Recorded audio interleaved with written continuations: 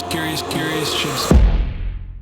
And I'm like, okay, fuck, I'll do prayers. I'll do fucking prayers. Like, bless your food. It lasted a couple weeks. I was gonna say you probably do it unconsciously now. Like after I did that thing where I stayed awake. Like, Side note though, I need to add this. oh yeah, I you were told you this. I remember telling you this, and then you told me to bless your water. Yeah. You remember that? And No, that was I don't. No? But I know about blessing your you water. told me something about water, how you're supposed to bless it because it's like the elixir. There's no nutritional value for it. It doesn't do anything but give you life and hydrate you. I get downloads sometimes, but I don't You remember fucking any told of me this. this, and it blew my mind. I'm like, water is what you need to bless. You know what? I got that from Blue Morpho. He's been on podcasts. I don't remember his. Yeah, I forgot his name now. But it's called like Blue Morpho Club or something like that. And you can go on his website and you can sign up for like this 30-day challenge, and he sends you emails.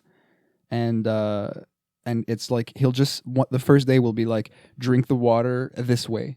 And it's like you drink it like it's the elixir of life, like it's sacred. I remember I was living with some friends at the time, and I'm there in the kitchen. I remember this. And it's like it was delicious. I was drinking it like I just came out of a desert, but I was also being patient. I wasn't like dying of thirst, and it was so slow and like just this appreciation. Wow. And he just went like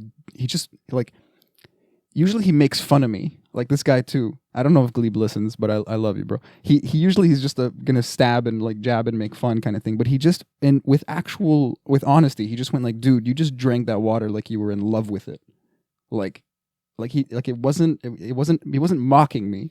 Yeah. And I was like, yeah, bro, because I was like, like straight up. Wow. Yeah, That's deep, man. it changes things, man. But you know, I wanted to say it's not a cop out.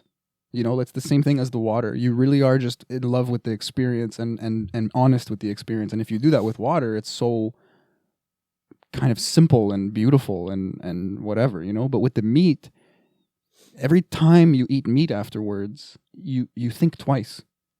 You're like, a lot of stuff had to happen for my food to be made. And that's just a type of gratitude. But sometimes it's like it's shitty.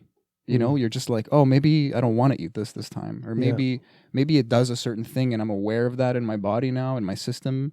It's not even about the suffering of the animal. It's like, I don't want to eat this right now. Whatever, just listen to that. And things start shifting and moving, and it's hard to really put into words, but it becomes less and less of an effort, you know? Yeah. And it just becomes in your face. And it's not, you don't have to stand on some kind of like pride and be like, oh, I don't want the animals to suffer and no. Like a lot of times it's hard to feel like you're making any kind of difference, but it doesn't have to be like you're winning some battle against factory farming. Like that is a boulder that is slowly rolling down the hill. Yeah. It's going to happen. It's going to do its thing, you know?